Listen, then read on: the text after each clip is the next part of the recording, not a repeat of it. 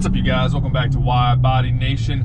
We're on the way to rinse off the Charger Redeye, and then we're gonna go take it to the tint shop. And the Corvette, the 2019 Corvette Grand Sport, already got tint. And now, the thing that I did to make sure I would love the tint on this car, on the Charger right here, was that I actually used my 2019 Grand Sport as a test for legal tint, right? So for that one, because it is a rental car on the weekends a lot of times, you know, on Turo, I actually went with the 35% tint, which is the legal limit around here in Georgia and in many other states. So I'm gonna show you guys that. We'll check out how the Corvette turned out, and then we'll, you know, go ahead and make the decision what we want to go with for this here Charger Widebody Redeye. So I hope you guys feel like that's kind of a smart idea, because I thought it was a smart idea as well to kind of test it out, because so many people were like, oh, 20, 15 for everything, get the windshield, like 35 on the windshield, 20s all around. And some people were telling me that, hey man, like that's gonna get real dark. Now, you know, Georgia and in the South here, it does get very, very hot and sunny in the summer, obviously, right? So it is a good idea to go ahead and get tints, but just how dark you get it is kind of what is up for debate. I'm kind of a nerd about like some of the, you know, some of the rules I follow too. So it does appeal to me to get legal window tint, and that's why I went with the legal option on my 2019 Grand Sport Corvette, because I figured, hey, I can't get too dark of tints on that anyway, since it is a rental car sometimes. So I'm gonna jump out of the car here, gonna go ahead and rinse it down, and then we'll meet you guys at the tint shop.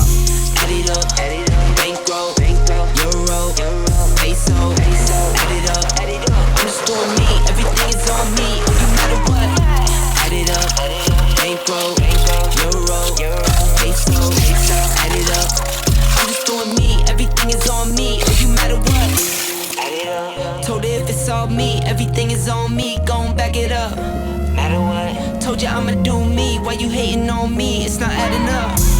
I do roll like a Mack truck, country heart, I might cop a farm and go act up. Lot of scars, I was cold-hearted, now I'm back up. Keep it real, I do this once a month, I don't rap much. I just take the money and go stack up. Only buying car to get tatted up. All that other bull, it don't matter much. All right, so we've got the C7 back, obviously Grand Sport. It's got the tint on it now, which makes it look a whole lot meaner. We ended up going with the, you know, the legal 35% up front, because like I said, this is, you know, part of my Turo fleet. So we wanted to still be able to see, still be able to, you know, have drivers that, you know, one of my worries is that if there was someone who's not used to driving a fully tinted vehicle, you know, if we went super dark with it on a vehicle that can be car shared or can be car rented or rented out, you know, that person might do something stupid like curb a wheel or do something else like hit a pedestrian just because of the tint. So that was one of my rationale. And then I also really wanted to use the Vet to test out what, you know, the legal setup would look like for the Charger. So I'm not going to give it away what we're going to go with the Charger yet. You guys will have to stay tuned to see. Just to give you an idea of what the back looks like, I've got a couple of volleyballs and a backpack in there, you know, some new pre-workout, because got to have my pre-workout. We'll go ahead and pop the trunk here. Got to hold it, and then that is, you know, the level of security that you get with not 35 on the rear window. If you guys pick up what I'm putting down here, we did not go with anything on the front window. It's called sunglasses. That's kind of the way I went with that. So let me know what you guys think about the C7 Grand Sport. Looking pretty mean, in my opinion. Another nice thing about the Corvettes is that you can do the clear roof. Now it's hard to see, I mean, you guys can see right there, but this does have the clear roof on the inside. A little bit more of a blue tinge to it, but about the same amount of light getting let through, maybe a little darker, but I mean, it's a roof, so it doesn't have to be, you know, legal or not, right? But this is kind of the mood. It's about you know, it's about 5, 6 o'clock at night here, so a little cloudy, but yeah, I mean, I prefer the tint to be workable. I'll have to get some night footage after I hit the gym, but you know, we got the clear front windshield, got some new Oakleys on the way, got the nice tinted mirror, tinted roof, tinted windows at 35, and then the back is 35 minus a little bit. And that's about it, but it looks good, much needed, much overdue. And we're just gonna keep cranking the tints through the same shop. We got Car Boutique here down in Columbus, Georgia. He did this one first. Now he's doing the Charger. Then he'll do the C8 after that. And then when I do get the S209, the STI S209 back from Tennessee, after it's running on that good corn fuel, we'll go ahead and get that fishbowl tinted as well. Probably go, that one will probably keep pretty chill. Not gonna go super dark with that one necessarily either, but stay tuned for that, and stay tuned for plenty of more mods. I owe you guys an update on the S209 for sure. Make sure you guys stay tuned for the tint job on the 2021 Redeye widebody. And now we'll transition over to the oil change video that I still owe you guys, so we'll do that for the second half of this video.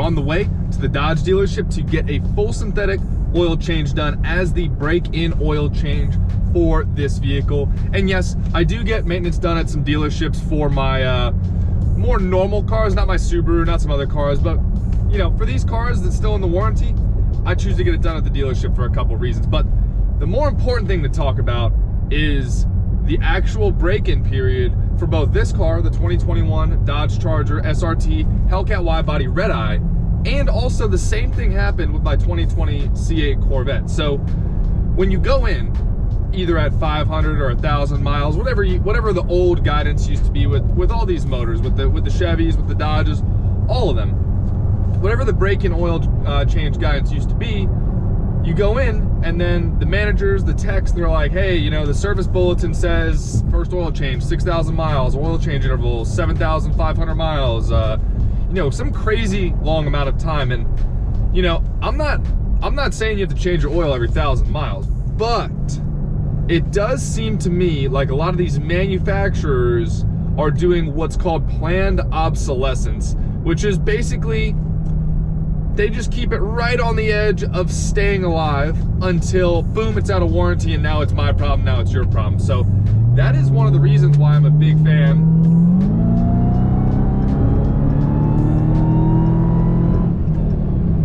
One of the reasons why I'm a big fan of extended warranties, especially bumper to bumper stuff, especially for all the little odds and ends, the nicks and knacks, the window switches, the random part of your engine, the random part of your transmission that is potentially not over-engineered, if you guys know what I'm saying. So, you know, we'll see how the oil change goes, but with the C8, I rolled in, they said, hey, 7,500 miles is what the service bulletin said. I said, that's crazy. It's a mid-engine supercar, like, this thing needs an oil change before 7,500 miles, and I get it. I think that's smart that they break them in from the factory. I think that is very smart, because then people can get the cars and they don't have to baby them for 500, 1,000, 1,500 miles. But I still think that they need to shorten these oil change intervals, and I get it. Full synthetic oil lasts longer. It's better for the engine. Tolerances are much better because the particles are so much smaller, but something doesn't seem right about a high performance car, whether it's a supercharged Hellcat or a naturally aspirated C8. 6,000, 7,000, 8,000 mile oil change intervals, it doesn't seem right to me. So this car is at 951 miles, now 952 now.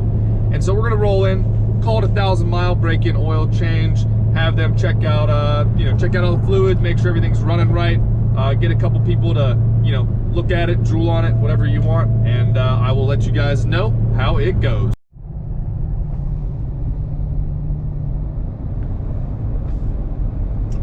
Got some cars out on the grass, a good sign.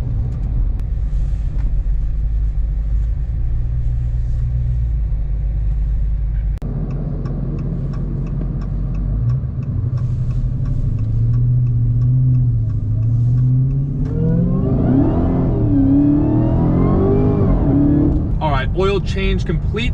Got our 1,000-mile break-in oil change done. Let me know what you guys think. You know, should you do a break-in oil change with these brand new motors? You know, a lot of people say they put these on an engine dyno or wear the motors in at the factory or whatever it may be, but you know, every 6,000 miles, a little bit too infrequent for me, you know, so figured we'd do it at 1,000 and probably change it between every 3,000 and 5,000 with full synthetic. Now I do go to the dealership for a lot of my cars just to maintain a very easy and continuous service history, but obviously if we go down a modification path with this car, anything like that, then yeah, we're gonna have to, you know, start doing our own work and stuff like that. So let me know what you guys think of the whole break-in oil change concept. Should you get your oil change at the dealership, all that stuff, because I feel like a lot of people hate on dealerships, but you know, getting my service done at the dealership for my last Charger really paid off, because they hooked me up, that actual dealership hooked me up with a great